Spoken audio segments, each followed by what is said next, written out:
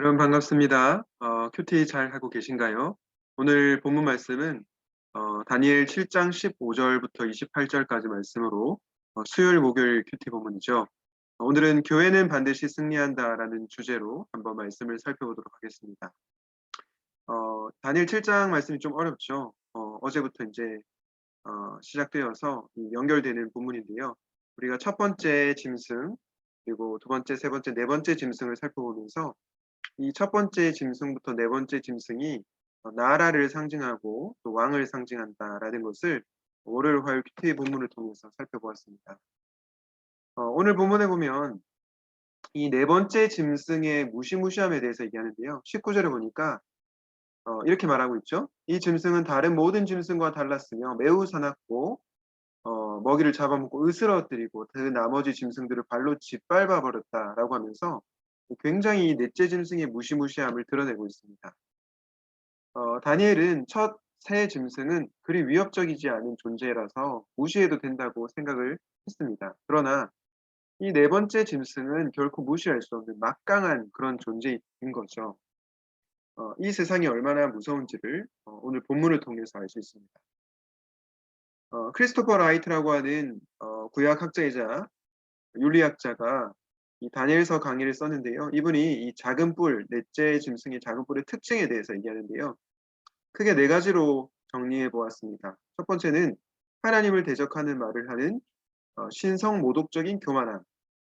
두 번째는 하나님의 거룩한 사람들이 성도들을 억압하는 부분. 세 번째는 시대와 법을 바꿀 정도로 굉장히 강력하다는 거죠. 그리고 성도들에 대한 전쟁을 일으켜서 하나님이 친히 개입하실 때까지 그들을 이렇게 힘들게 고통스럽게 하는 그런 모습들을 보게 됩니다. 이처럼 네 번째 짐승은 우리 성도들에게 굉장히 위협이 되는 존재라는 거죠. 특정한 나라나 특정한 왕을 가리키기보다는 우리를 공격하는 가장 힘세고 또 권력 있는 세상이라고 보시면 좋을 것 같습니다. 이런 현실 속에서 우리가 어떻게 참 살아갈 수 있을까요? 오늘 다니엘 본문은 우리에게 참 이 현실이 만만치 않다. 너무나 위협적이다라는 것을 얘기해 주고 있지만 동시에 그럼에도 불구하고 우리에게 소망이 있다라고 얘기합니다. 오늘 7장 25절과 26절 말씀인데요. 성도들은 한때와 두때와 반때까지 그의 권세 아래에 놓일 것이다. 26절에 뭐라고 합니까? 하지만 심판이 내려서 그는 권세를 빼앗기고 멸망하여 없어질 것이라고 얘기합니다. 하나님께서는 넷째 짐승이 상징하는 그 괴물들의 손에 성도들을 붙이셔서 성도들이 일정 기간 고통을 당하도록 내버려 두실 것입니다. 그러나 25절에 초록색으로 되어 있는 글씨를 보시면 한때와 두때와 반때까지 하나님이 정해두신 기간 동안만 성도들이 세상으로부터 핍박과 고난을 당할 것이라는 뜻입니다. 이 기간이 정확히 어느 정도인지를 알 수는 없습니다. 그러나 우리가 분명하게 알 수 있는 사실은 무엇입니까? 한때와 두때와 반때까지만 그의 권세 아래 놓일 것이다. 이 구절을 통해서 이 핍박은 일시적이고 반드시 종식될 것이라는 것이죠. 그러므로 우리에게는 소망이 있습니다. 지금 코로나 상황이 계속해서 또 끝나지는 않고 있지만 처음 코로나가 시작했을 때보다는 많이 이제 상황이 좋아졌죠. 그리고 계속 좋아질 것으로 전망하고 있는데요. 마찬가지로 세상이 우리를 공격하고 핍박할 때 우리가 참 너무나 힘든 그런 과정을 통과해야 될 것입니다. 그러나 언젠가 그것은 끝난다는 거죠. 그러므로 우리에게 소망이 있다는 것을 기억하시면 좋겠습니다. 우리에게 더 소망이 있는 것은요. 27절 말씀을 통해서 알 수 있습니다. 나라와 권세와 온 천하 열국의 위력이 가장 높으신 분의 거룩한 백성에게 돌아갈 것이고 그의 나라는 영원한 나라이며 권세를 가진 모든 통치자가 우리가 섬기는 주님을 섬기며 복종할 것이라고 다니엘 7장 27절을 말씀하고 있습니다. 나라와 권세와 온 천하 열국의 위력이 가장 높으신 분의 거룩한 백성, 즉 교회에게로 돌아갈 것입니다. 교회는 그리스도의 통치를 받는 기관이죠. 머리이신 그리스도의 통치를 받는 기관입니다. 그래서 예수 그리스도께서 승리하실 것이므로 이미 승리하셨죠. 그리고 결국에는 승리하실 것이므로 교회는 종국에는 승리할 것입니다. 이것이 바로 고난 중에서도 성도인 우리가 낙심하지 말아야 할 이유라는 거죠. 교회는 반드시 승리한다라는 것을 꼭 잊지 마시고 살아가시면 좋겠습니다.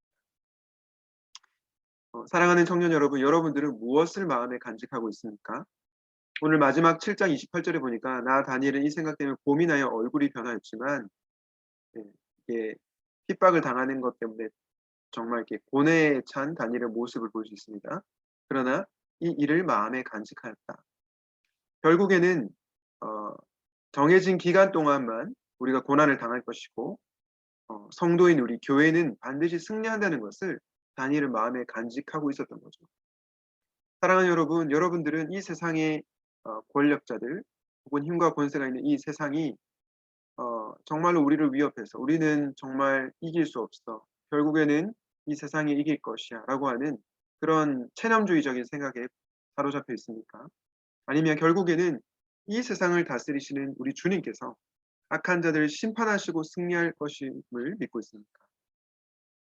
또한 교회 역시 죄와 사망 권세를 이기신 부활의 주님과 함께 승리할 것을 기대하고 계십니까? 우리는 현실의 어려운 가운데서도 결국에는 교회가 승리할 것이라는 종말론적인 비전을 갖고 있어야 됩니다. 여러분들은 무엇을 마음에 간직하고 있습니까?